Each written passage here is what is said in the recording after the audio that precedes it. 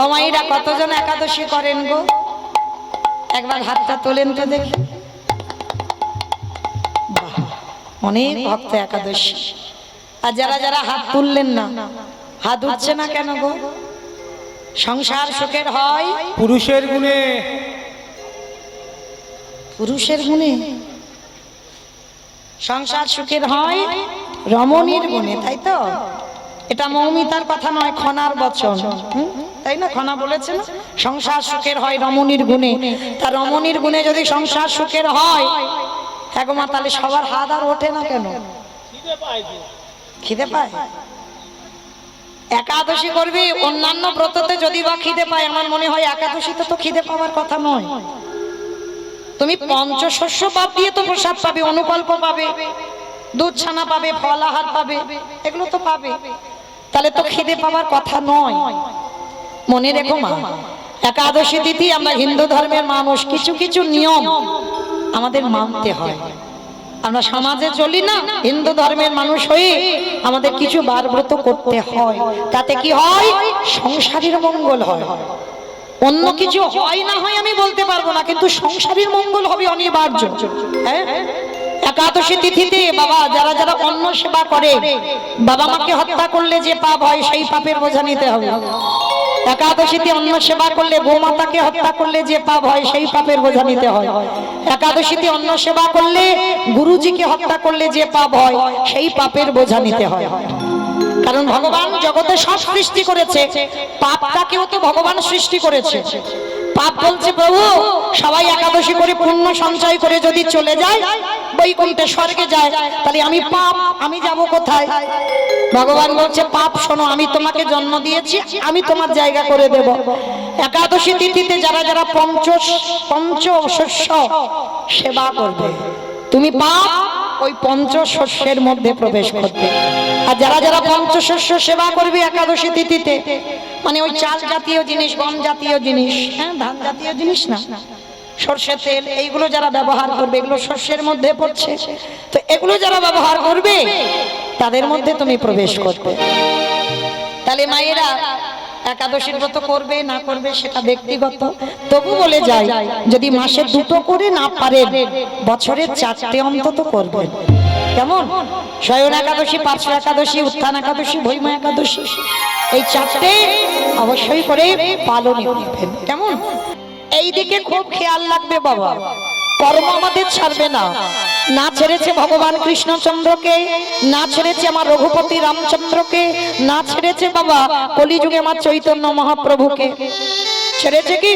রামচন্দ্রকে সরুজ নদীর জলে প্রাণ ত্যাগ করতে হলো, ভগবান কৃষ্ণচন্দ্রকে প্রভাসের তীর্থে প্রাণ ত্যাগ করতে হলো, চৈতন্য মহাপ্রভুকে 48 বছর বয়সে জগন্নাথ ধামে প্রাণ ত্যাগ করতে হলো।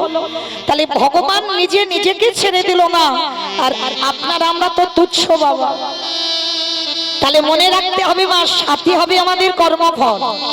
কতদিন সাধু সঙ্গ করলাম, কতদিন ভক্ত চরণ আশ্রয় করলাম, কতদিন আমি সৎ সঙ্গ করলাম, কতদিন আমি ধর্মকে আঁকড়ে ধরলাম, কতদিন আমি হিন্দু ধর্মের মানুষ হয়ে, আমার সনাতন ধর্মের মানুষ হয়ে আমার হিন্দুত্বটাকে বজায় রাখতে পারলাম। কারণ এইটা ভুলে গেলে হবে না বাবা, আমরা সনাতন ধর্মের মানুষ।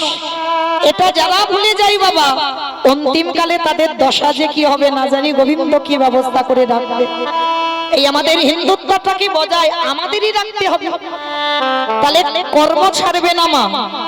আর বিশেষ করে একটা কথা বলি, তাহলে সারা জীবনে যত পাপ করব, একটা জায়গায় ডুব দিলে বাবা আমার পাপ থেকে মুক্ত।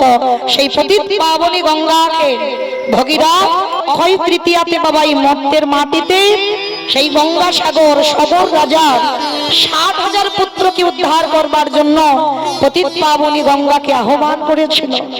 জগন্নাথের যে রথযাত্রা, ওই রথযাত্রা যে জগন্নাথ যে 3টে রথে বসে না, জগন্নাথ বলদেব সুভদ্রা, ওই 3টে রথের কালকে থেকে শুরু হবে বাবা কাঠ তৈরি করা। জগন্নাথের রথের তৈরি কাঠ গাঁথা হবে, রথ তৈরি হবে কালকে থেকে। আবার এই কালকে তিথিতে বাবা মহাভারত, যেগুলো পাঠ করলে বাবা আমরা সমাজ শিক্ষা পাই।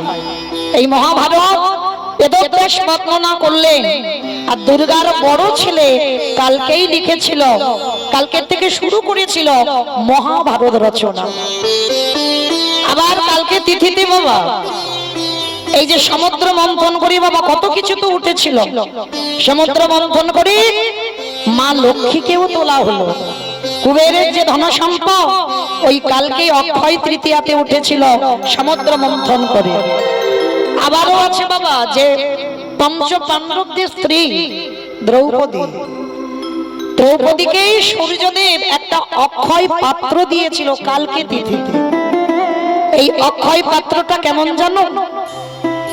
যেটা সমাজে আমরা এখনো অনেক অনেক পরিবারে মেনে চলি। মা সূর্যদেব এসে অক্ষয় পাত্রটা দ্রৌপদীকে দান করেছিল। কেন না, দ্রৌপদীকে দিয়ে বলেছিল, দ্রৌপদী যদি তোমার গৃহে কোনোদিন অতিথি সাধুগুরু ব্রাহ্মণ বৈষ্ণব আসে, মানে লাখো লাখো ভক্ত যদি আসে, কোটি কোটি ভক্ত যদি আসে, তথাপি বাবা এই পাত্রে রন্ধন করলে কোনোদিন ফুরাবে না। অক্ষয় পাত্র চির অক্ষয়। তবে হ্যাঁ, তবে দ্রৌপদী তুমি যদি প্রসাদ পেয়ে নাও তারপরে কিন্তু আর প্রসাদ দিতে পারবে না। যার জন্য এখনো বাবা ওই মহাভারতের দ্রৌপদীর কথা মতো আমরা অনেক পরিবারের নিয়মটা মেনে চলি। দেখবেন ঘরের অনেক ঘরণী আছে, ঘরের ঘরণী যদি বাবা একটা আত্মীয় পরিজন আসবার কথা আছে, হয়তো বেলা বয়ে যাচ্ছে, হয়তো দেরি হচ্ছে, অনেক পরিবারই আছে সবাই খাওয়া দাওয়া করে নিল, ও তাদের জন্য তো তোলা আছে, তারা এলে প্রসাদ দেব। কিন্তু না, ঘরে যে লক্ষ্মী হয় বাবা তার যদি সেবা হয়ে যায় কম পড়তেও পারে, কিন্তু ঘরের যে লক্ষ্মী হবে বাবা সে যদি না খায় অবশ্যই যত সাধুগুরু ব্রাহ্মণ বৈষ্ণব আসুক না কেন বাবা মা লক্ষ্মীর কৃপায় দেখবেন সব কুলিয়ে যায়। এটা ওই দ্রৌপদীর কথা অনুকরণ করে আমরা মর্তের মাটিতে অনেক বাড়িতে অনেক পরিবারে এই নিয়মগুলো মানি বাবা। ঘরের বউ সবার শেষে খায়। যদি শ্বশুর শাশুড়ি দাদা বৌদি যারা যারা আছে গুরুজনদের আগে সেবা দিয়ে দিল, স্বামী সেবা হয়ে গেল, সন্তানদের সেবা হয়ে গেল, সব শেষে ঘরের ঘরণী সেবা করে। কেন? এটা নিয়ম। এই নিয়মটা এই দ্রৌপদীর থেকে প্রচলন হয়েছে। কিন্তু এই দ্রৌপদীকে একবার পরীক্ষা করতে এসেছিল কে জানো? দুর্বাসা মুনি। দুর্যোধন পরিকল্পনা করে বলেছিল যা দুর্বাসার তার 1000 শিষ্য, একটা দুটো নয়, 1000 শিষ্যকে নিয়ে বাবা দ্রৌপদীর কাছে গেছে। ওই দ্রৌপদী রন্ধন করে দেবে আর ওরা প্রসাদ পাবে। আর সব থেকে বাবা রাগী ব্যক্তি হচ্ছে, রাগী মুনি যদি বলতে পারো, ওই দুর্বাসা মুনি। মানে হুটহাট করে যদি একটু রেগে যায় সঙ্গে সঙ্গে অভিশাপ, হ্যাঁ সঙ্গে সঙ্গে অভিশাপ দেবে। দুর্বাসা সব থেকে রাগী। এই দুর্বাসাকে জানো? পরম বৈষ্ণব বাবা ভোলানাথের দ্বিতীয় কলেবর সতী অনুসুয়ার সন্তান। আর এই দুর্বাসা মুনি 1000 শিষ্য নিয়ে দ্রৌপদীর ঘরে গেছে, কিন্তু সেদিন পঞ্চ পাণ্ডবকে সেবা দিয়ে আমার দ্রৌপদীর প্রসাদ পাওয়া হয়ে গেছে। আর যখনই দ্রৌপদীর প্রসাদ পাওয়া হয়ে গেল, এইবার কি করবে বাবা? যেমন সেবা হয়ে গেলে কি হয়, আমার যা রান্না করেছিলাম রান্না তো সবাই তো সেবা হয়ে গেছে, আর তো প্রয়োজন নেই, চিন্তা ভাবনাও নেই। আর কারো যদি আসার কথা থাকে বাবা ফোন করে আসবে। তেমন সময় দুর্বাসা 1000 শিষ্য নিয়ে প্রবেশ করলো। যুধিষ্ঠির মহারাজ, ভীম, অর্জুন, নকুল, সহদেব ওদেরকে ডেকে বলল, শোনো আজকে আমরা 1000 শিষ্য নিয়ে তোমার এই আঙিনায় প্রসাদ পেতে চাই। যখনই কথাটা বলা বাবা সবার মাথায় হাত। কেন? একটা দুটো লোক তো নয়, 1000 শিষ্য আর দুর্বাসা, মানে অত বড় হাঁড়ি কুড়া কোথায়, মানে অত অত অন্ন ব্যঞ্জন পাবো কোথায়, অত কাঠও ঘরে নেই, তাহলে কি হবে? কিন্তু দ্রৌপদী আমার ঘরে কিছু নেই। আর তাছাড়া দ্রৌপদী বলছে স্বামী আমার তো সেবা হয়ে গেছে, আমি এখন কি করি ওদেরকে সেবা দেব বলো? যুধিষ্ঠির বলছে কেন? তোমার তো অক্ষয় পাত্র আছে। বলে অক্ষয় পাত্র আছে তো বটে, শেষ হবে না, কিন্তু আমি যে আজকের প্রসাদ পেয়ে ফেলেছি, আর আমি পেয়েছি মানে আর তো নেই। এইবার দুর্বাসা রাগী বাবা কিছু বলতে পারছে না। হাজার শিষ্যকে নিয়ে স্নানে গেছে, বলে চলে গেল যে আমার হাজার শিষ্য প্রসাদ পাবে। পঞ্চ পাণ্ডব চিন্তায় পড়ে গেছে, কি করব? দ্রৌপদীর প্রসাদ হয়ে গেছে, অক্ষয় পাত্র আর পাবো না, প্রসাদও থাকবে না। চিন্তায় পড়ে গেছে। কিন্তু দ্রৌপদী যারা কৃষ্ণ চরণের দাস হয়, কৃষ্ণ চরণে যারা দেহ মন প্রাণ সমর্পণ করে, মনে রাখতে হবে মা, সকল বিপদে পৃথিবীতে যদি সবাই তোমাকে ছেড়ে চলে যায়, তুমি যেন কোনোদিন গোবিন্দ চরণ ভুলে যেও না। এরা পঞ্চ পাণ্ডবীদের খেয়াল নেই। দ্রৌপদী নিরজনে বসে বসে কাঁদছে, সখা আজ যে আমার ঘোর বিপদ, দুর্বাসা মুনি তার হাজার শিষ্য প্রসাদ পাবে, কিন্তু অক্ষয় পাত্রী আর কিছু নেই, কারণ আমি তো প্রসাদ পেয়ে নিয়েছি, আর তো কিছু সেবা দিতে পারবো না। তুমি একবার তাড়াতাড়ি আমার কাছে এসো। মনে রাখবেন বাবা, ভক্ত যদি কায় মনোবাক্যে ডাকার মতো ডাকে, আমার ভগবান পৃথিবীর যে প্রান্তে থাকুক না কেন, একবারে যদি ভক্ত কায় মনোবাক্যে ডাকে দেয়, আমার ভগবান পৃথিবীর যে প্রান্তে থাকুক না কেন, ও যে ভক্তির দাদে, ভক্তির দাদে ছুটে সে যে ভক্তাই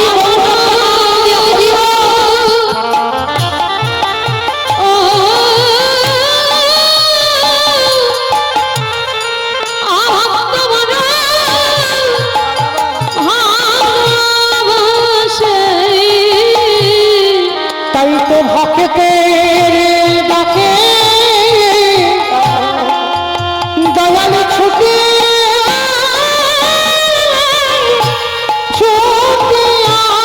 আসে, যেই না দ্রৌপদী নিরজনে বসে, ওই আকুল প্রাণে সখা বলে ডাকে দিল, আরে কি আমার সখা থাকিতে পারে? ভগবান তো চাতুরালি কম জানে না গো, ভগবান সবসময় ভক্তের সঙ্গে একটু চাতুরালি করতে ভালোবাসে। যেই না দ্রৌপদী সখা বলে ডাক দিয়েছে, ভগবান যেন শূন্যে ছুটে এসেছে দ্রৌপদীর কাছে। সখী ও সখী, আমি পরে তোমার কথা শুনবো, তুমি কেন কান্নাকাটি করছো, কিন্তু আমার উদরটা জ্বলছে, তাড়াতাড়ি আমার কিছু খেতে দাও। দ্রৌপদী মাথায় হাত দিয়ে বলে, হায় ভগবান, আমি দেখেছি আমার জ্বালাতে, উনি এসে বলছে আমার পেট জ্বলছে, আমায় খেতে দাও। বলে সখা তুমি আমার কথাটা শুনবে তো, তারপরে আমি তোমার কথা শুনবো। বলে সখী পরে শুনবো, কিন্তু আজ আমায় বড্ড খিদে পেয়েছে, তাড়াতাড়ি যা ঘরে আছে কিছু খেতে দাও। ভগবান তো চাতুরালি জানে গো, ভগবান যে সে ছলনা করছে দ্রৌপদী বুঝতে পারছে না। কি হলো, এখনো বসে আছো কেন? দাও আমার কিছু খেতে। হে সখা, তুমি যে অক্ষয় পাত্র সূর্যদেবের দাদা আমার হাতে তুলে দিয়েছো, সখা আজকে তো আমি প্রসাদ পেয়ে নিয়েছি, আমার ঘরে তো কিছু নেই, আমি তোমাকে দেব কি? আমি যে আজকে সাধন্য পেলাম, কিছু নেই আমার ঘরে। ভগবান বলছে সখী দেখো না, হাড়িতে কি কিচ্ছু লেগে নেই। বারবার বলছে কিছুকে, বলে তুমি ভালো করে দেখো, হাড়িটা নিয়ে দেখালো কিছু পড়ে নেই, একটা অন্ন লেগে নেই। এইবারে ভগবান বলছে সখী গো, আজকের কিসে করে তুমি প্রসাদ পেয়েছো? বলে সখা আজকের কিছু জোটেনি, একটা কলা পাতা জুটেছে। বলে কোথায় ফেলেছো এঁঠো পাতাটা? বলে কেন, ওই যে দূরে অদূরে দেখো পড়ে আছে। ভগবান নয়ন জলে ভুগু ভাষা, আরে কাঁদি আরে বলে সখী গো, ওই যে পাতাতে তুমি প্রসাদ পেয়েছো, একবার গিয়ে দেখো ওই পাতাতে কিছু লেগে আছে কিনা। সখা ওই পাতাতে কি লেগে আছে তাতে তোমার কি হবে, দেখো না কি হয়। এইবারে দ্রৌপদী যেখানে পাতাটা ফেলেছে, ভগবান ছুটে গিয়ে ওই দ্রৌপদীর এত পাতাতে দেখে না একটা শাগে অন্ন লেগে আছে। ভগবান আদর করে ওই শাগ অন্নটা হাতে তুলে নিয়ে দ্রৌপদীর নয়ন পানে চেয়ে ওই শাগ অন্নটা সেবা করেছে। কেন? এ তো শুধু প্রসাদ নয়, এ যে হলো মহাপ্রসাদ, এ যে প্রসাদ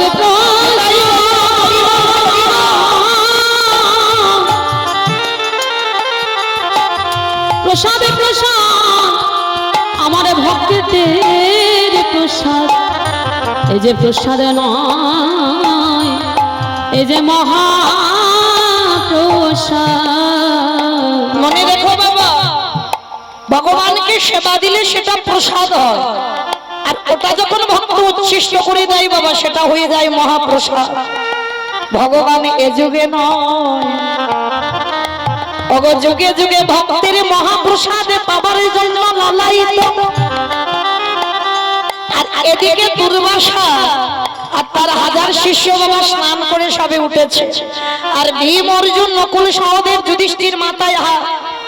এক্ষুনি তো না জানি যদি প্রসাদ দিতে না পারি দুর্বাসা রেগে যাবে। আর এদিকে ভগবান সবে ওই সাগন্নটা বদনে দিয়ে একবার শুধু ঢেকে তুলেছে। ভগবান কত ছলনাময় দেখো।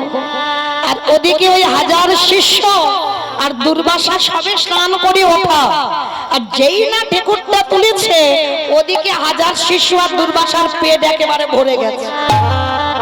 মানে এমন পেট ভরেছে বাবা আর মানে নড়াচড়া করতে পারছে না। দেখবেন বাবা যখন খাওয়া দাওয়া খুব জোর হয়ে যায়, মানে আর কিছু কাজ ভালো লাগে না, মানে আর যেন বসতেও পারবে না, চলতে পারবে না, শরীরে একটা অস্বস্তি। ওই একটা সাগন্য ভগবান সেবা করে ভক্তের মানে বড় বড় লাগে। ওই ভক্তের সম্মান রক্ষার জন্য এবার ওই হাজার শিষ্যের উদর ভরে গেল। এইবার আমার ভগবান এসে ভীমকে ডাকছে, আর দেরি নয়, চলো এবার তুমি দুর্বাসা মুনি আর তার হাজার শিষ্যকে একটু ডেকে ঘরে আনো, আর গিয়ে বলো আমাদের প্রসাদ তৈরি, ওরা যেন প্রসাদ পেয়ে যায়। ভীম হেসে বলছে, মাধব এটা কি করে বলবো, আমাদের হাড়ি পোড়া জ্বালানি অন্য ব্যঞ্জন কিচ্ছু নেই, আর এত বড় ডাহা মিথ্যা কথা আমি বলতে পারবো না, আর যদি এসে দেখে কিচ্ছু নেই তখন কি হবে? ভগবান বলছে, আরে বাবা মিথ্যা কথাটা তো তুমি বলছো না, আমি অনুমতি দিচ্ছি, তুমি এই মিথ্যাটা গিয়ে বলো, দেখো কি হয়। এবার ভগবানের আদেশ। তা ভীম কি করেছে, ভয়ে ভয়ে যাচ্ছে, মানে একেবারে বাবা ডাহা মিথ্যা কথা তো, মানে একটু আদ্র মিথ্যা বলা যায়, কিন্তু একেবারে হাড়ি করা চাল ডাল কিচ্ছু নেই, রান্নাও হয়নি, আর দুর্বাসা মুনিকে গিয়ে বলবো প্রসাদী তৈরি হয়েছে, প্রসাদ পাবে, এই কথাটা বলবো কি করে? এইবার ভগবানের আদেশ। ভীম না যেই না গিয়ে দাঁড়িয়েছে বাবা নদীর পাড়ে, আর দুর্বাসা তার হাজার শিষ্য নদীর পাড়ে সবকটা শুয়ে আছে, মানে এত পেট ভরে গেছে বাবা আর ওখান থেকে নড়বার শক্তি নেই। ভীম গিয়ে বলছে করজোর করে, মানে ভয়ে ভয়ে তো মিথ্যা কথা বলতে হচ্ছে, হ্যাঁ। আর দেখবেন বাবা যারা মিথ্যা বলে না না, তারা মিথ্যা বললেই ধরা পড়ে যাবে। বারবার তো থমকে থমকে যাচ্ছে, করজোর করে দুর্বাসা মুনিকে বলছে, হে মুনিবর, কৃপা করে যদি এবার আপনাদের স্নান যদি হয়ে যায়, আমাদের দ্রৌপদী, মানে আর বলতে পারছে না, রান্না তো হয়নি, দ্রৌপদী ওই যে প্রসাদ পাবে বলেছিলেন, তো আপনারা কৃপা করে যদি এবার একটু ঘরে যান। ভগবান বলে দিয়েছে, বলে দিও যে রান্না বান্না কমপ্লিট হয়ে গেছে, চলে যানো আস, সেটাও বলতে পারছে না ভীম। বলছে বলেছিলেন প্রসাদ পাবেন যদি এবার আসে। এইবারে দুর্বাসা মুনি করজোর করে বসেছে, ওই ভীমের কাছে করজোর করে বললেন, ভীম গো কৃপা করে করুণা করে তুমি আমায় ক্ষমা করে দাও। বলে কেন ক্ষমা করবো, কেন? বলে দেখো হঠাৎ কি হলো বুঝতে পারলাম না, আমাদের এত খিদেতে উদর জ্বলছিল, কিন্তু স্নান করার পর আমার এই হাজার শিষ্য আর আমরা যে নড়তে পারছি না, এত পেট ভরে গেছে। অবাক হয়ে গেল ভীম, এটা কি করলো মাধব? এরা আমার বাড়ি প্রসাদ পাবে আর আগে থেকে আমার রান্না বান্না কিচ্ছু হলো না, এদের উদর ভর্তি হয়ে গেল। বলে ক্ষমা করে দাও, আজকে দিনটা যা রান্না বান্না করেছে দ্রৌপদী, আমি জানি অনেকটাই নষ্ট হবে, কিন্তু ক্ষমা করে দাও, আমরা তো আজকের আর প্রসাদ পেতেই পারবো না, মানে এত পেট ভরে গেছে। ভীমে মনে মনে বলছে দয়াময়, আজ থেকে আমি জেনে গেলাম এই জগৎ সংসার মাঝে যার কেহ থাকে না, তুমি থাকো তার চরণ তলে। হে দয়াময়, আজ আমি জেনে গেলাম তুমি ভক্ত বড়, ভক্ত বড় ভালোবাসো, শুধু এ যোগে নাই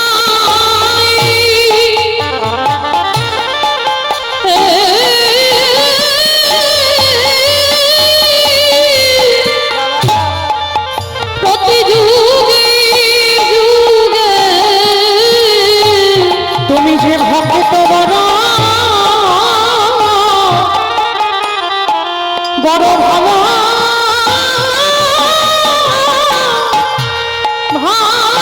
ভালোবাসো।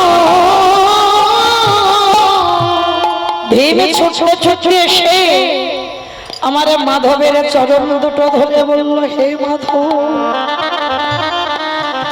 আজ থেকে আমি জেনে গেলাম এই বিশ্ব ব্রহ্মাণ্ডে যা যা কিছু ঘটে সবই তো তোমার চিত্রপটে।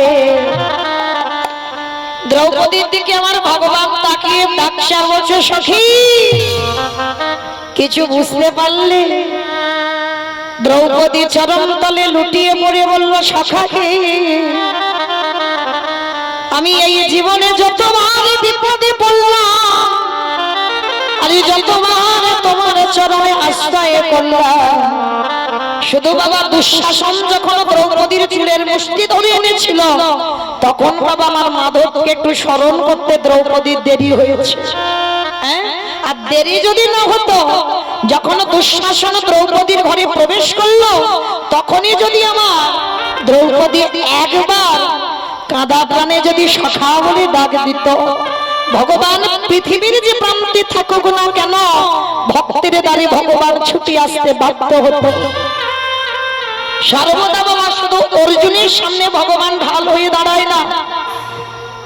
আজকে দ্রৌপদী যখন যখন বিপদে পড়ে বাবা একবার যদি সখা বলে ডাকে, ভগবান ওই অর্জুনের মতো এসে সামনে ঢাল হয়ে দাঁড়ায়। আজকের ভগবান প্রমাণ করে দিল, দ্রৌপদী আমি জানতাম তোমার অক্ষয় পাত্র থেকে তোমার সেবা হয়ে গেছে, কারণ আমি অন্তরে জানি ভগবান, ভক্তের অন্তরে সকল কথা আমি বুঝি। তাই তো আমি কায়দা করে তোমার ঘরে এসে ওই দুর্বাসা যাতে আর আসতে না পারে আজকে, তার জন্য ব্যবস্থা করে দিলাম। তাহলে মায়েরা, দ্রৌপদী কালকেই তিথিতে পেয়েছিল সেই সূর্যদেবের কাছ থেকে অক্ষয় পাত্র। তার মানে কালকে তিথিটা এটাই বোঝাতে চাইলো, যা যা কিছু করব কালকে সবটাই কিন্তু আমাদের অক্ষয় থাকবে।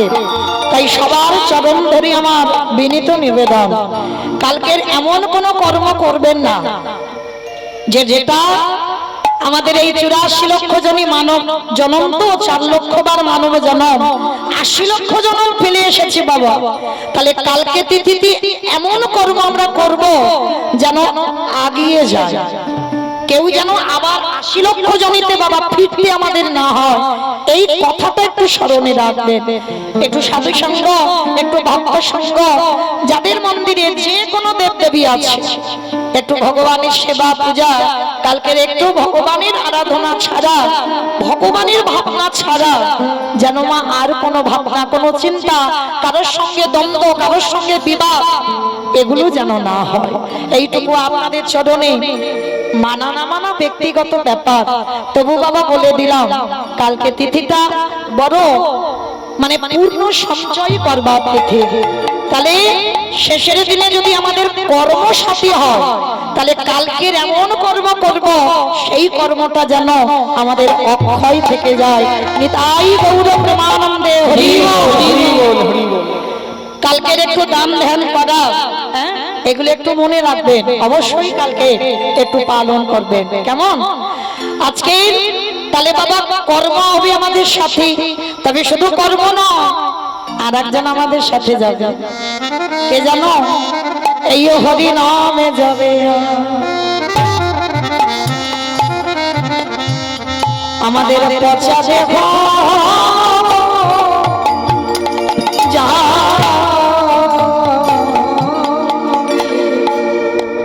তুমি যে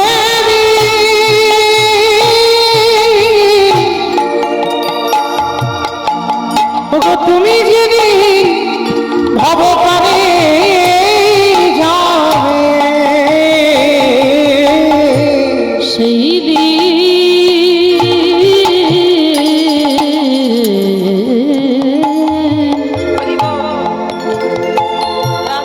সেই দিন নাম যাবে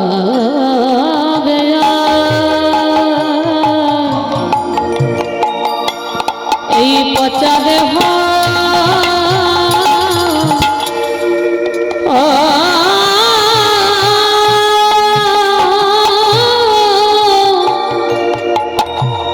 দেহ যাবে।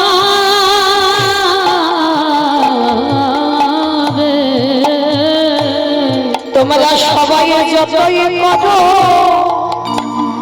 সবার সেদিন আমার বলতে কেউ রবে না গো। আমাদের ঘরের কৃষ্ণ ভজন, কৃষ্ণ ভজন হলো না। কৃষ্ণ বলব বলি এইভাবে আমরা সবাই এলাম খেলাম, ভব ছেড়ে চলে গেল। কেউ হবি বলে কাঁদলাম না গো। আমাদের মানব জন সবে বিফল হলো, আর হরি ভজন হলো না গো। এ দয়াময় আমি সময়ে থাকতে জানাই গেল। একেবারে পরে কোনো হে দয়াল হরি, দয়াল আমার মতো পাপী আরে তুমি তো পতিতে পাবন নাম ধরেছ। তোমার ঘাটে এসে জানাই গেল। বলে এইবার আমায় উদ্ধার করো, যেন চরণে ছাড়া করুণ দয়া। আমি আগে ভাগে জানায় রাখলাম। আমার জাতি কোলো গুরু গৌরা, আমি ওই চরণে সপে দিলাম। দয়াল আমার বলতে আমি কিছু রাখি না। সবই চরণে সপে দিলাম। তুমি আমার এসে ধরে টেনে নিও। আমার ধরে টেনে নিও। আজ মায়া মাঝে পড়ে আছি, আমার এসে ধরে টেনে নিও। মায়া মাঝে পড়ে আছি। নাম যাবে আর পচা দেহ যাবে। আমাইরা শুধু একটাই কথা মনে রাখবেন, এ দেহটা দিয়ে শুধু ছেলে পুলে মানুষ করবার জন্য নয়, এ দেহটা দিয়ে শুধু স্বামী সেবার জন্য নয়, এ দেহটা কৃষ্ণ ভজিবার তরে সংসারে আয়ন নিশে মায়ায় বদ্ধ হয়ে বৃক্ষ সম হইল। এ জনম আমাদের কৃষ্ণ ভজনের জন্য, খেলায় হারিয়ে দিও না গো।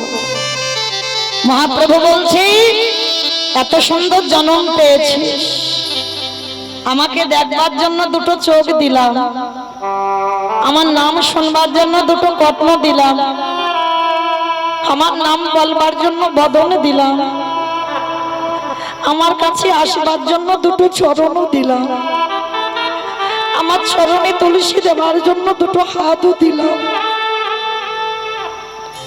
তাহলে এত সুন্দর দেহটা আমার ভগবান যে গড়ে দিল। ও মায়েরা, কজন ভক্ত আমরা সারা দিনের মধ্যে আমাদের এই 10 ইন্দ্রিয় গোবিন্দ সেবায় লাগাতে পারছি? ভগবান ওই জন্য বলছে, ওরে কলির জি, যারা বলতে চায় তারা বলতে পারে না। পশু পাখিরা তারা বলতে চায় কিন্তু বলতে পারে না, কারণ ভগবানের প্রিয় পশু হচ্ছে গাভী, গোমাতা। গোমাতা ভগবানকে দেখতে পাচ্ছে, ভগবান মুরলী বাদন করছে শুনতে পাচ্ছে, ভগবানের সঙ্গে গোষ্ঠে যেতে পারছে, ভগবান যা দিচ্ছে খেতে পাচ্ছে। কিন্তু কৃষ্ণ বলে দাদা ডাকে কে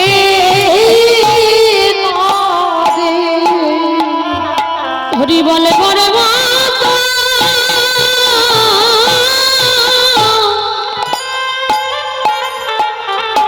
হরি বলে বড় মাতা, বদন পেল না।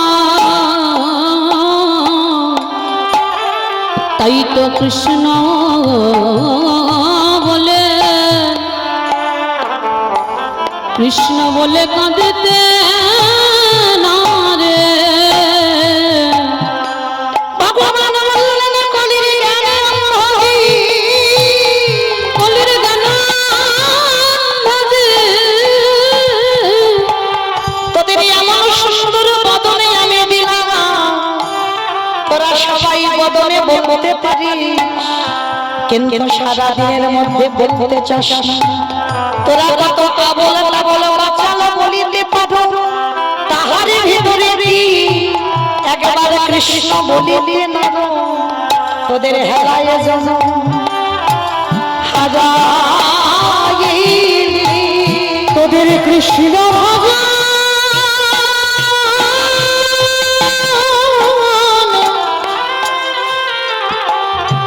তোদের কৃষ্ণ ভজ আর যে হলো না রে। বেহালায়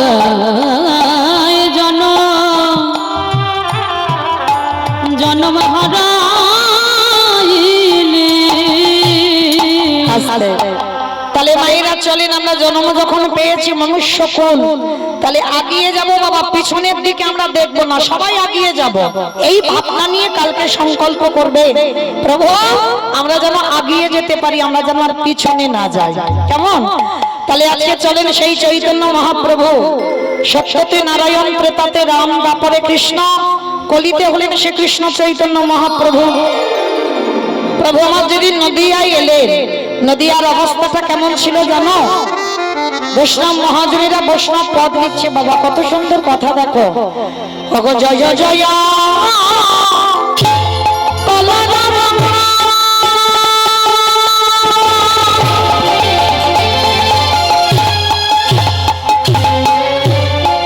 ওই নদিয়া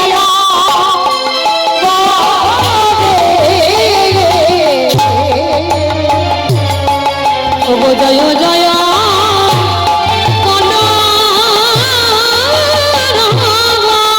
আস্তে। অমাইরা কলরাম মানে কি গো? মারামারি মারামারি। কলরাম মানে মারামারি?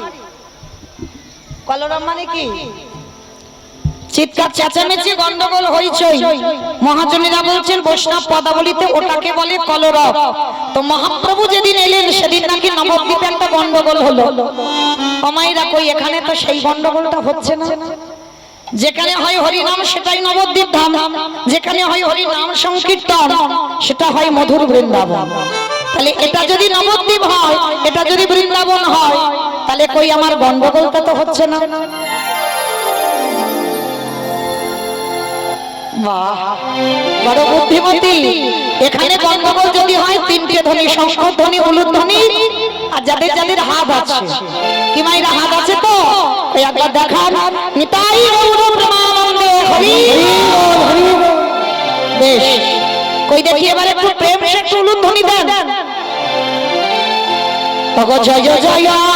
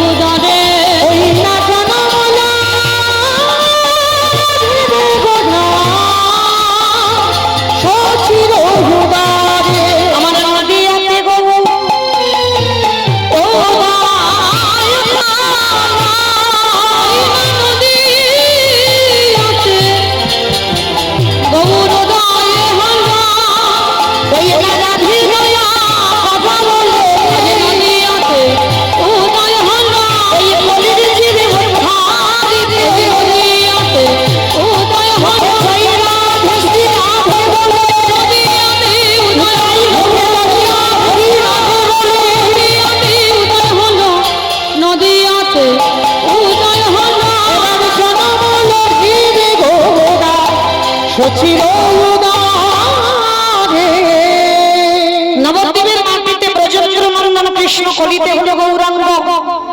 আর মায়েরা গৌর এসে কি করছে, যাকে দেখছে তার দুটো পায়ে ধরে বলছে তোরা কৃষ্ণ বল। আচ্ছা মা, এই ব্যাপারটা একটা কেমন মতো লাগছে না? ভগবান হয়ে তিনি কেন বাবা পায়ে ধরে বলবে তোরা কৃষ্ণ বল? কারণ ভগবান নিজে সমাজকে শেখাচ্ছে যে আগে প্রণাম করতে সে, সাধুগুরু বৈষ্ণব চরণে গুরুজনদের চরণে আগে নত হতে সে। কিন্তু আমরা বুঝি না বাবা, এই যে গুরুজনদের পায়ের ধুলার কত দাম, গুরুজনদের পদ ধুলার কত শক্তি যদি বুঝতাম তাহলে আমার কলিযুগটার এই দশা হতো না। সবসময় মনে রাখবেন মা, ছোট ছোট বাচ্চাদের প্রণাম করা শেখাচ্ছে তো, নাকি ওই সুইচ টেপা প্রণাম? তাহলে দূর নিজেরা করি না, আমার ছেলে পুলে চরণ ধরে বলে যাই মা। শিক্ষা পাঠশালা দেয় না, শিক্ষা গুরু দেয় না, যে যার সন্তানের শিক্ষা তার মা দেয়। মা যেভাবে সন্তানকে চালনা করবে সন্তান সেইভাবে চালিত হবে। বাবা হলো বীজ, মা হলো ক্ষেত্র বা মাটি। বীজ রোপণ করা হলো, এ মাটিটা যদি নোনা লেগে যায় মা, এ মাটির ফসল জীবনে ভালো হবে। আমার কোন মাটির কথা বলছি গো? মামাটি। বাহ, মামাটির কথা। এই মামাটিটা যদি ঠিক হতো বাবা, দেখাতে পারবেন আজকালকার দিনে একটা ক্ষুদিরামের মতো ছেলের জন্ম হচ্ছে, একটা নেতাজির মতো ছেলের জন্ম হচ্ছে, একটা বিবেকানন্দের মতো ছেলের জন্ম হচ্ছে, একটা রবীন্দ্রনাথ তৈরি হচ্ছে, একটা বিদ্যাসাগর তৈরি হচ্ছে। কেন হচ্ছে না? মাটিগুলো ভালো নয়। এই মাটিতে আগাছা কুগাছায় ছেয়ে গেছে বাবা, যার জন্য একটা মহান মহান সন্তানদের মা হতে পারছে না। কিন্তু মনে রাখবে মা, প্রত্যেকের বলে যায় আগে প্রণাম করা শেখাবে। কেমন? মহাপ্রভু প্রতিদিন হরিনাম করতে যেত, মা শচী ঠাকুরানীকে প্রণাম করে যেত, আবার হরিনাম করে ফিরে আবারও প্রণাম। কি মায়েরা, আমরা যেতে গেলে অনেকে আছি প্রণাম করি, ফিরে প্রণাম করি, বলে যেতে গিয়ে করি কি তার ঠিক নেই, আবার ফিরে। কিন্তু না, মহাপ্রভু শিক্ষা দিচ্ছেন যেতে প্রণাম আবার ফিরে প্রণাম। কিন্তু আমরা মানি না মা, এই গুরুজনদের পাদ ধুলার কত দাম। আচ্ছা মা, একটা কথা সত্যি করে বলবে, বলবে তো, মিথ্যা বলবে না? ঠিক আছে।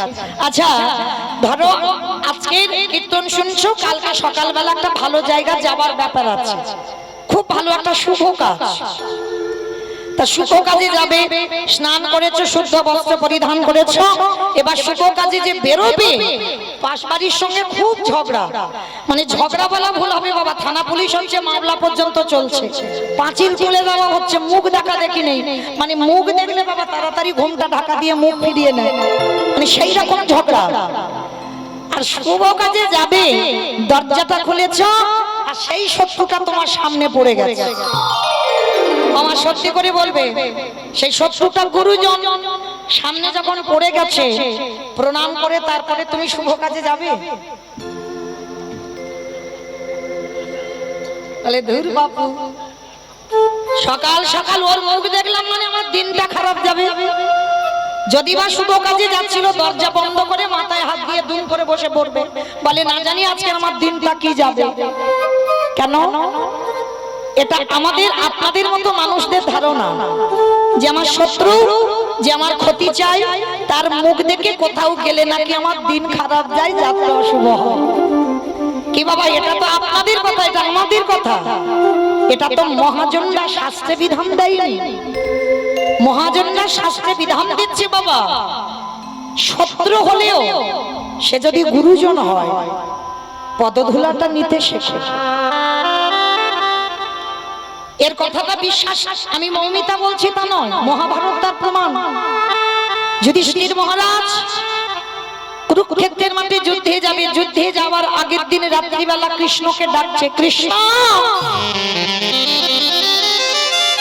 একটুখানি আমায় অনুমতি দাও, আমি আমার বড় মার কাছে যেতে চাই। ভালো করে শুনবেন মা, কেন যুধিষ্ঠির সশরীরে স্বর্গবাস, দ্রৌপদী গেল না, ভীম গেল না, নকুল সহদেব অর্জুন কেউ গেল না, যুধিষ্ঠির মহারাজ গিয়েছিল। কেন? তার পদক্ষেপটা দেখেন, তার পা ফলাগুলো দেখেন। এই রামায়ণ বলো, মহাভারত বলো বাবা, সবটাই কিন্তু সমাজ শিক্ষা। যদি রামায়ণ পড়েন, রামচন্দ্রের চরিত্র যদি জানেন, দেখবেন রামায়ণ জ্ঞানী যারা হবে, রামচন্দ্র একজন রাজা হয়ে সমাজকে শিখিয়েছে বাবা, দেশের যিনি রাজা হয় তার স্বভাব, তার চরিত্র কেমন হওয়া উচিত, আর সে প্রজাদের কেমন ভাবে ভালোবাসা উচিত, রামচন্দ্র রামায়ণে শিখিয়েছে। রামচন্দ্র একজন স্বামী হয়ে শিখিয়েছে একজন স্ত্রীকে কেমন করে সম্মান করতে হয়। রামচন্দ্র শিখিয়েছে একজন পুত্র হয়ে পিতামাতাকে কেমন করে শ্রদ্ধা ভক্তি করতে হয়। এগুলো সমাজ শিক্ষা বাবা, রামায়ণ বলো, মহাভারত বলো। তো আজকেরও মহাভারত কেমন সমাজ শিক্ষা দিচ্ছে দেখেন। সকালবেলা যাবে যুধিষ্ঠির মহারাজ কুরুক্ষেত্রের মাঠে যুদ্ধে, তার আগের দিন কৃষ্ণকে ডেকে বলছে, কৃষ্ণ আমি একটু বড় মার কাছে যেতে চাই। ভগবান বলছে, সে কি, তুমি বড় মার কাছে কেন যাবে? তাহলে কৃষ্ণ, সকাল হলে তো যুদ্ধে রওনা দেব, একবার আমার বড় মার পদধূলাটা নিতে চাই। ভগবান শোনার সঙ্গে সঙ্গে চমকে উঠে, অসম্ভব, যে মানুষটা ঠাকুরের কাছে মাথা ঠুকে বলে কবে তোমার মৃত্যু হবে, যে মানুষটা ভগবানের কাছে মানত করে বলে কবে পঞ্চ পাণ্ডব নিধন হবে, আর তুমি কিনা যুদ্ধে যাওয়ার আগে সেই মেয়েটার পা ধুলা। যুধিষ্ঠির মহারাজ করজোর করে বলল, কৃষ্ণ এইটা অন্য কেউ বললে মানতাম, কিন্তু তোর মুখে সাজে না। আমি জানি আমার বড় মা ভালো নয়, আমার বড় মা আমার ক্ষতি চায়, আমি জানি। জানো তো তাহলে প্রণাম করতে কেন যাচ্ছ? কৃষ্ণ, যদি কুরুক্ষেত্রের মাঠে গিয়ে আর যদি কোনোদিন ফিরে না আসি, তাহলে তো আমার বড় মার পদধূলা নেওয়া হবে না। আর সব থেকে বড় কথা, বড় মা আমার মায়ের থেকেও বড়, আর যে আমার মায়ের থেকে বড় হয় তার পদধূলাটা না নিলে আমি শুভ কাজে জয়ী হতে পারবো না। ভেবে দেখেন মা, ভগবান বাধা দিচ্ছে। যুধিষ্ঠির মহারাজ ধর্মকে আঁকড়ে ধরে আছে, অসম্ভব, তুমি ভগবান হতে পারো, আমি তোমার কথা শুনবো না, যুদ্ধে যাওয়ার আগে সে আমার ক্ষতি চায়, আমি তার ক্ষতি চাই, তাহলে আমি তার পদধূলা নিয়ে তারপরে যাব। ভগবান তো চাতুরালি করে, ভগবান হেসে বলছে ঠিক আছে যাও, তবে দেরি করবে না, কেমন? প্রণাম করেই চলে আসবে। গান্ধারী মা 100 ছেলের মা, একটা মেয়ে ছিল দুঃশাল্লা, 101টা ছেলে মেয়ে। সেই গান্ধারী কৃষ্ণের চিত্রপট নিয়ে কাঁদে আর বলে কৃষ্ণ কাল সকালবেলা ছেলেরা যুদ্ধে যাবে, আমি মা আমি বুঝতে পেরে গেছি একটাও ছেলে আমার ঘরে আসবে না। কারণ মায়েরা সবাই আপনারা জানেন আজকের আমার ছেলের ভালো হবে না মন্দ হবে, সবার প্রথমে কে বুঝতে পারে? মা।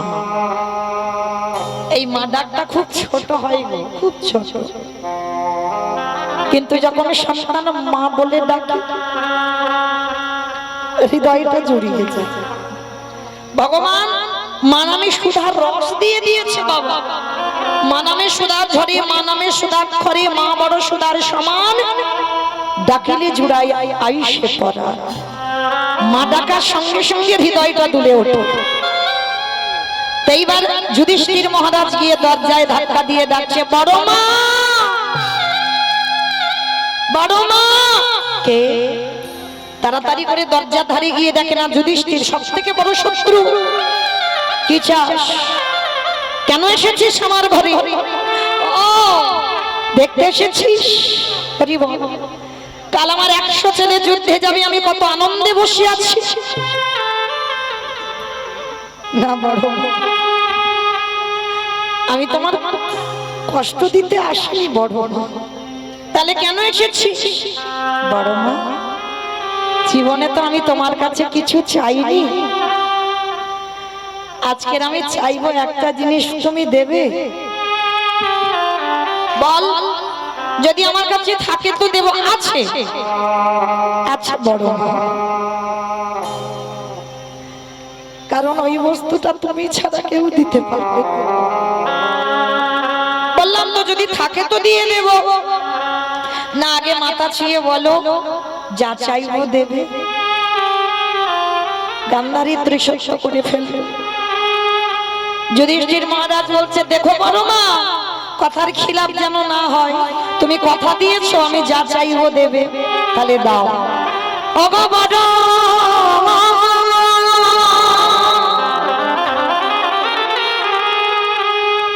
তোমার চরণে আমার একটাই নিবেদন, একেবারে আমার মাথায় হাত দিয়ে তুমি বর দিয়ে দাও। কাল যুদ্ধে গিয়ে যেন তোমার দৃষ্টি মৃদু হয়ে যায়।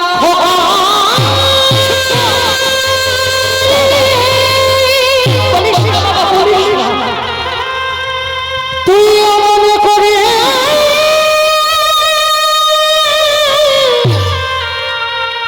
মনে করে বলিস না, পারবো না আমি তোর মৃত্যু আসবে। আমি যে বড় মা হয়ে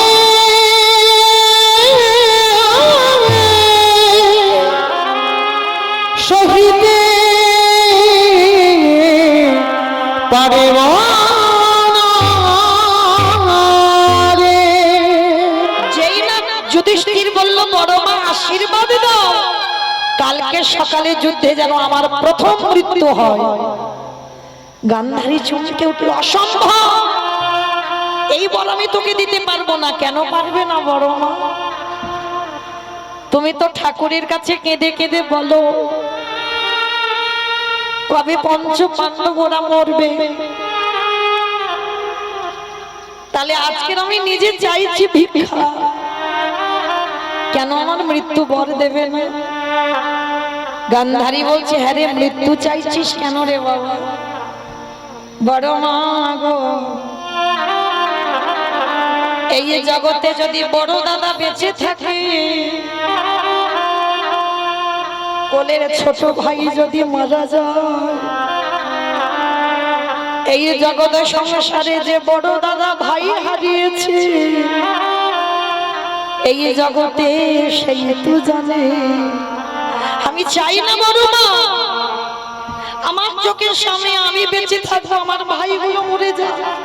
তাই তুমি আশীর্বাদ করো আমি বড়, আমি যেন প্রথম দিনে যুদ্ধে মরে যাই। সব থেকে বড় শত্রু কি আশীর্বাদ দিয়েছিল জানো? ওই যুধিষ্ঠিরকে বুকে ধরে বলল, খোকারে জীবনে যে বড় মা তোর ভালো চাইল না, সেই বড় মা তোর মাথায়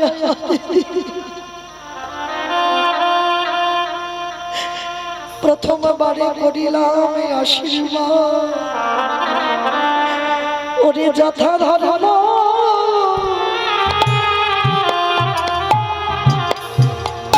ওরে বাবা জয় হো, ওরে অধরে মেরা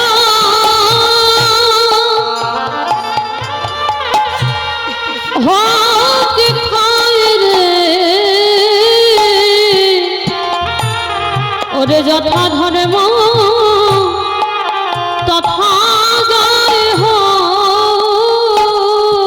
আমি তোরে বড় মা হয়ে আশীর্বাদ করলাম, যে পক্ষে আমার কৃষ্ণ সে পক্ষের কি অপমৃত্যু হয়। আমি আশীর্বাদ করে দিলাম, যথা ধর্ম তথা জয়, অধর্মের হবে ক্ষয়, ও তোরা জয়ী হয়ে ধরে ফিরবি। আমি এই আশীর্বাদ ওরে করে রাখলাম, জয়ী হয়ে ঘরে ফিরবি। তাহলে বাবা এইটুকু শুনে কি মনে হলো? দুর্যোধন বলছে, মা তোমার শত্রুকে আশীর্বাদ দিলে ও জয়ী হবে। গান্ধারী বলেছিল, খোকারে পারবি না ওদের সঙ্গে যুদ্ধ করে জয়ী হতে, কারণ আমি মা তোকে নিষেধ করি, তুই বন্ধ করে দে রক্তের খেলা। কিন্তু বাবা যারা অহংকারী ব্যক্তি হয় তারা জীবনে বাবা কারোর কাছে নত হতে জানে না।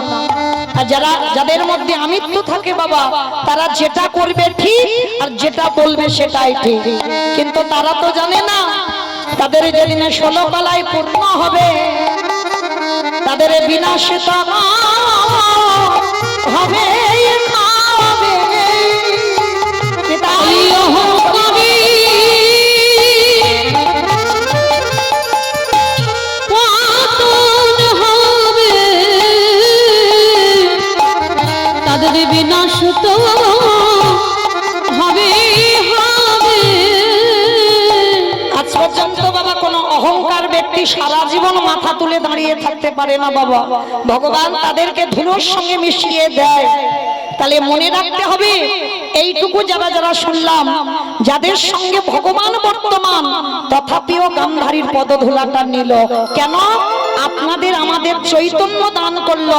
ওরে কলির জি, তোরাও শিখে নে, তোদেরও যদি কেউ শত্রু থাকে, যদি গুরুজন হয়, শত্রুকে শত্রু মনে না করে তার পদধূলাটা নিয়ে শুভ কাজে যেতে শেখ। আর যদি তোর চরিত্র এমন হয় তাহলে এই জন্মে এখানেই থেকে বাবা সশরীরে স্বর্গবাস হবে। তাই গৌর হরিবল হরিবল হরিবল। কি গো মাইরা, তাহলে যাদের যাদের পাশ বাড়ির সঙ্গে শত্রুতা আছে তাহলে এবার কি করবে? বলে দেখা যাক কি করি, এখন ঠিক ঠিক বলতে পারছি না, তাই না? কিন্তু আজকে চৈতন্য মহাপ্রভু সমাজকে শিক্ষা দিয়ে দিলেন, আগে গুরুজনদের পদধূলা নিতে শেখো। কেহ বলে পুরবেতি রাবণ বধিলা, কেহ বলে পুরবেতি রাবণ বধিলা। আমার উলু কই? কেহ বলে পুরবেতি রাবণ বধিলা, কেহ বলে পুরবেতে আমার গোলারি।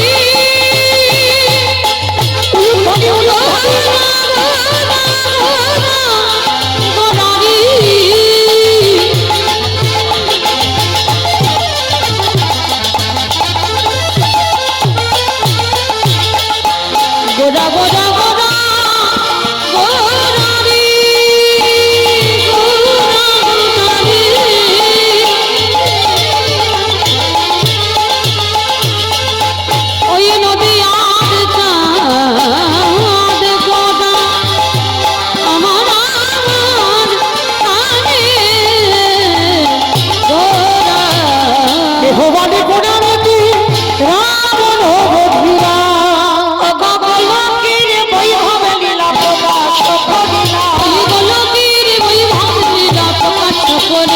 ওই বলো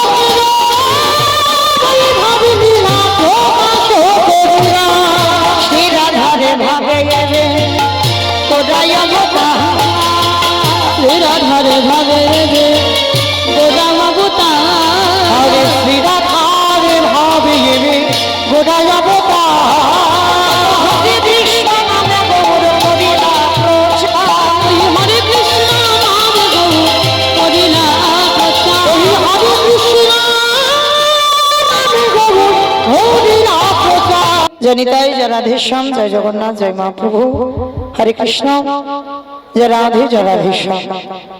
সমাবেত শুধু কৃষ্ণ অনুরাগী, গৌর অনুরাগী, মাতৃমণ্ডলী, পিতৃমণ্ডলী, সামনের মনিটার দুটো একটু তোলো তো, সামনের মনিটার দুটো, আমার সামনের আওয়াজ পাচ্ছি না একদম। মাতৃমণ্ডলী, পিতৃমণ্ডলী, আহত অনাহত অভ্যাগত এই গ্রামবাসী বৃন্দ, যারা আমার রাধা গোবিন্দে, যারা আমার গৌর নিতাই রাত্রি চরণ আশ্রয় গ্রহণ করেছেন, তাহাদের সবাকার চরণে রইল আমার কোটি কোটি দণ্ডবত। তারপরে জানাই এখানে যত সাধু গুরু ব্রাহ্মণ বৈষ্ণব আছেন, তাহাদের পাপ পদ্মে রইল আমার ভক্তিপূর্ণ দণ্ডবত প্রণাম। তারপরে যাদের কথা না বললে বাবা সব থেকে বড় ভুল হবে, সব থেকে বড় অপরাধ হবে। আমি আমার পিতা মাতার চরণে, আমার শিক্ষা গুরু দীক্ষা গুরুর চরণে অনন্ত কোটি কোটি ধন্যবাদ প্রণাম।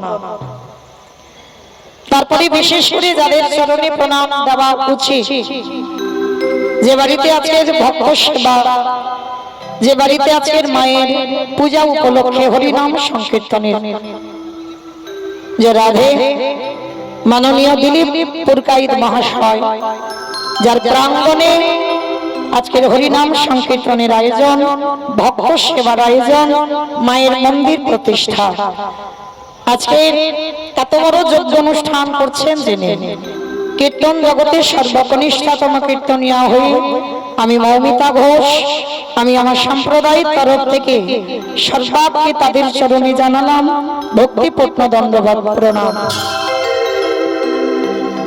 বাড়ির আত্মীয় স্বজন, বন্ধু বান্ধব যারা যারা আছেন, যারা আমার থেকে গুরুজন, তাদের চরণে রইল দণ্ডবত প্রণাম। আর যারা আমার থেকে বয়সে ছোট, তাদের জন্য রইল আন্তরিক শুভেচ্ছা, ভালোবাসা, অভিনন্দন। যেন এই যে মহানাম যজ্ঞানুষ্ঠান, এই যে আজকের মায়ের মন্দির প্রতিষ্ঠা, ভক্ত সেবা, আরো বিশেষ করে বাবা যতজন ভক্ত এসেছেন সবার জন্য আমার এই দাদা ভাই প্রসাদের আয়োজন করেছেন। কেউ অভক্ত হয়ে যাবেন না, সর্বাগ্রে একটাই কথা মনে রাখবেন, এই ভগবত সেবা হরিনাম সংকীর্তনে প্রসাদ পাওয়া এটা সৌভাগ্যের ব্যাপার। তো আপনারা যখন এসেছেন, পদধূলা দিয়েছেন, প্রত্যেকের চরণ ধরে আমার বিনীত নিবেদন, প্রত্যেকে কীর্তন সমাপ্তে আপনাদের জন্য যেহেতু প্রসাদের আয়োজন, আপনারা প্রসাদ পেয়ে তারপরে গৃহে গমন করবেন। আর বিশেষ বিশেষ করে বাবা আপনারা জানলেন কীর্তনের আরম্ভে এই যে প্রণামটা দিলাম আমার এই দিলীপ দাদা ভাইয়ের, কেন বিশেষ করে প্রণাম দেওয়ার একটা কারণ, তিনি বুঝেছে, তিনি জেনেছে বাবা কলিযুগে যাগযজ্ঞ নয়, কলিযুগে ধ্যান তপস্যা নয়, কলিযুগে পূজা অর্চনা নয়। এটা আমি বলছি না বাবা, চৈতন্য মহাপ্রভু শিক্ষা দিলেন। কলির মানুষ যদি যাগযজ্ঞ না করে অসুবিধা নাই, যদি ধ্যান তপস্যা না করে তাতে অসুবিধা নাই, যদি পূজা অর্চনা না করে তাতে অসুবিধা নাই, করলে ভালো। করলে কি হবে বাবা, কলিযুগে যদি ওগুলো করো, এই যে যজ্ঞ হচ্ছে সকাল দুপুর বেলা থেকে এসে দেখছি কত বড় যজ্ঞ অনুষ্ঠান, তাহলে যজ্ঞ হচ্ছে, মায়ের পূজাও হলো, আবার ভক্ত সেবাও হচ্ছে, হরির নাম সংকীর্তনও করাচ্ছে। তাহলে সবার আগে মনে রাখতে হবে বাবা, কলিযুগে মহাপ্রভু বলছে যাগযজ্ঞ নয়, ধ্যান তপস্যা নয়, পূজা অর্চনা নয়, কিন্তু করলে ভালো। করলে কি হবে না, করলে হবে বাবা সোনায় সোহাগা। যেমন সোনায় সোহাগা হয় না, ঠিক তদ্রূপ। কিন্তু কলির মানুষকে বেছে নিতে হবে একটাই পথ, তুমি যাই করো না কেন বাবা, যজ্ঞ করো আর পূজা অর্চনা করো আর ধ্যান তপস্যা করো, একটা জিনিস তোমাকে বাঁচতে হবে, সেটা কি? হরে রে নাম, হরে রে নাম, হরে রে নাম, কালো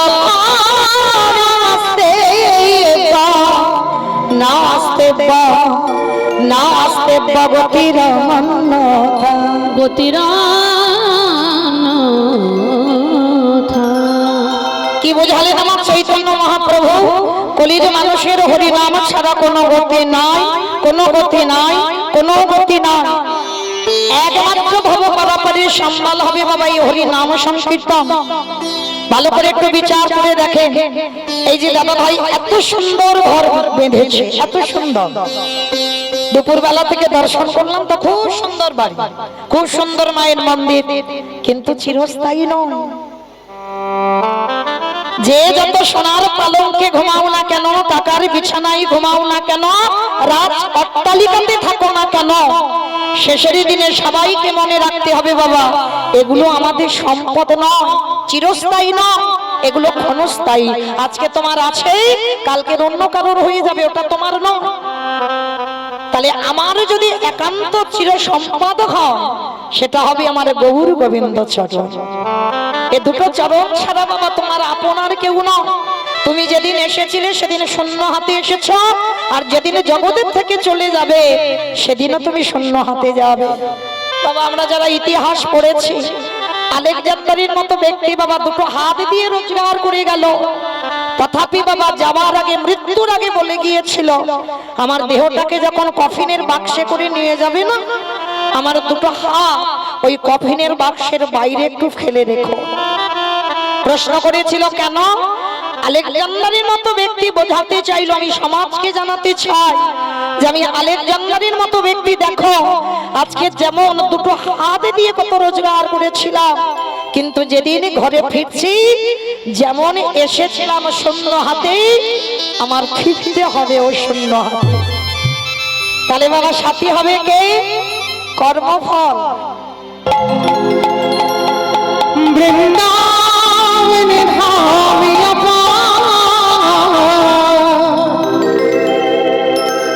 জপে যারা রাধে রাধে अलवेली सरकार, जपे जा राधे राधे वृंदावन धाम अपार, जपे जा राधे राधे, राधे अलवेली सरकार, जपे जा राधे राधे। वृंदावन धाम अपार, जपे जा राधे राधे, राधे अलवेली सरकार, जपे जा राधे राधे। राधे अलवेली सरकार, जपे जा राधे राधे, जपे जा राधे राधे, भागे जा राधे राधे, जपे जा राधे राधे, भागते जा राधे राधे, जपे जा राधे राधे, भागे जा राधे राधे, जपे जा राधे राधे, भागते जा राधे राधे।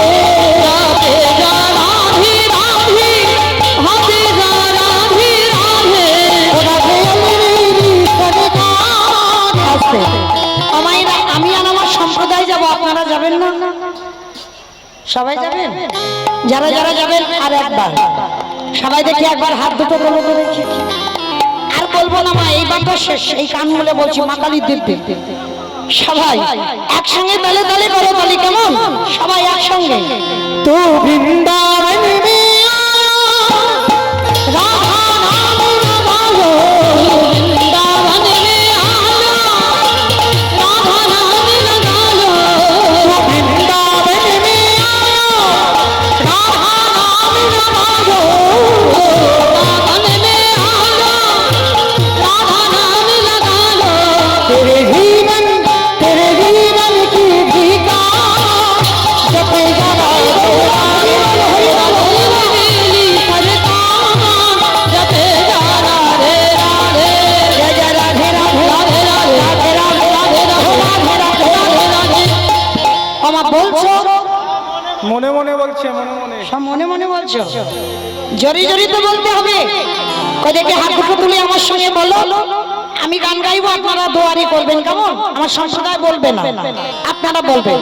জয় জয় রাধে রাধে রাধে রাধে राधे राधे वृंदावन में गोवर्धन में निधोवन में काले वन में कमल वन में ऊंचा गांव में बरसाना में राधा कुंड में राधे राधे श्याम कुंड में राधे राधे हरिद्वार में राधे राधे प्रेम से बोलो राधे राधे भाव से बोलो राधे राधे जोर से बोलो राधे राधे बाप बिहारी वृंदावन धामिया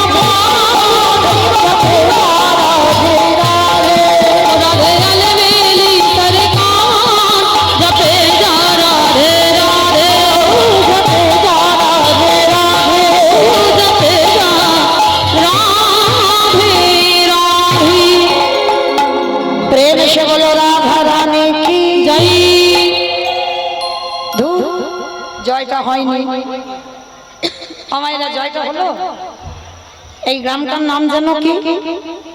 কঙ্কন দিঘি। কোন কোন দিকে? ও ওই তো কোন দিকে, তাই তো। আচ্ছা, তোমাদের এই এলাকায় শাশুড়ি বৌমাতে ঝগড়া টগড়া হয় না? হয়? কম হয় না? আমি জানি এই দিকটা একটু বেশি হয়, মানে আমার ডায়মন্ডের যত না হয় এদিকে একটু বেশি হয়। আচ্ছা, ওই শাশুড়ি বৌমাতে ঝগড়া হলে যেরকম গলার আওয়াজটা বার হয়, একটু জোর করে বের করো তো দেখি একবার। একবার প্রেম সে বলো রাধা রানী কি। তার মানে ঝগড়া হয়। বৃন্দাবনেশ্বরী কি জয়, যমুনা মাইয়া কি জয়, নন্দ গাঁও কি জয়, উঁচা গাঁও কি জয়, বর্ষানব কি জয়, ভক্তবৃন্দ কি জয়, হরিবাসর ধাম কি জয়, সাধু গুরু বৈষ্ণব কি জয়, আপন আপন গুরু চরণ নায়ক বাবু কি জয়, হরিনাম যজ্ঞ কি জয়, কালী মাতা কি জয়, হৃদয় গৌর প্রণাম হরে মা। পৌঁছে গেলাম আমরা সবাই বিষয়। আছেন আমরা বৃন্দাবনে গিয়ে লীলা সাধন করবো বাবা। বৃন্দাবনের মাটিতে বঙ্কু বিহারী লাল। বৃন্দাবনে অনেক মন্দির আছে, কিন্তু একটা মূল মন্দির হচ্ছে বঙ্কু বিহারী লালের মন্দির। যারা বৃন্দাবন দর্শন করেছেন তারা অবশ্যই করে জানবেন, এই মন্দিরে গেলে বাবা অনেকক্ষণ ধরে ভগবানের চোখে চোখ রাখতে পারবে না। বারবার পর্দা টেনে দেওয়া হয়, কারণ ওই বিগ্রহের চোখে চোখ রাখা বেশিক্ষণ যায় না, কেমন? আর যারা গেছেন অবশ্যই দেখেছেন ওই বিগ্রহেরটার নাম হচ্ছে বৃন্দাবনে বঙ্কু বিহারী লাল। তাহলে যিনি ছিলেন বঙ্কুজি, পরবর্তী দিনে হচ্ছে বাবা বিহারী লাল, মানে বিহারী লাল যোগ হলো। ভক্ত ভগবানের নাম একত্রিত হয়ে গেল। কি করে হলো, কিভাবে হলো, কে সেই ভক্ত, কি নাম তার, পরিচয়টা কি, বাড়ি কোথায়, বাবা মা কে, সবটাই আজকে আমরা বিষয়ে জানতে পারবো।